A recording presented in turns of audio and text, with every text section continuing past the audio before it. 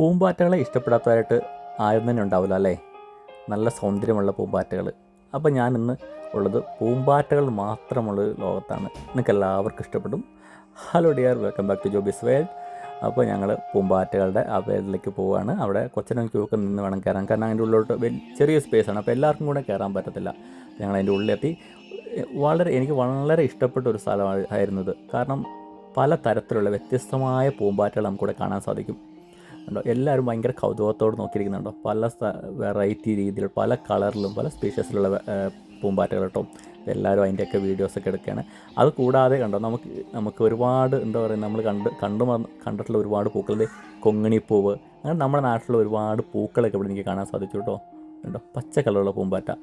എനിക്ക് മാത്രമല്ല, എൻ്റെ കൂടെ വന്നവർക്ക് എല്ലാവർക്കും വളരെയേറെ ഇഷ്ടപ്പെട്ട ഒരു ഇതാണ്. ഇതുണ്ടോ, പല തരത്തിലുള്ള കൊങ്ങിണിപ്പൂവ് ഉണ്ടോ നമ്മുടെ നാട്ടിൽ കാണുന്നുണ്ടോ? മഞ്ഞ, തീമഞ്ഞ, വയലറ്റ്, ചെമ്പരത്തിപ്പൂ പോലത്തെ ഒരു പൂവ് ഉണ്ടോ. ഒരുപാട് പൂക്കളുണ്ട്. പൂമ്പാറ്റകളൊക്കെ അതിൽ വന്നിരിക്കുന്നു.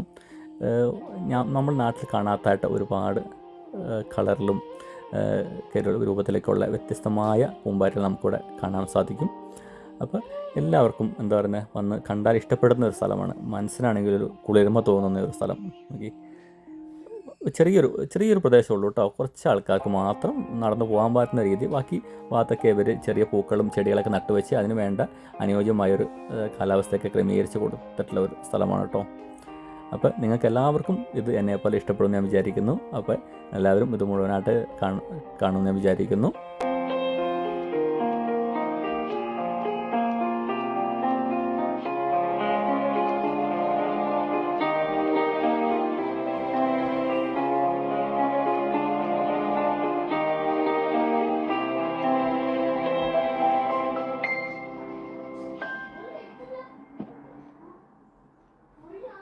കണ്ണീർ പൂവിൻ്റെ കവിളിൽ തലോടി ഈണം മുഴങ്ങും പഴം പാട്ടിൽ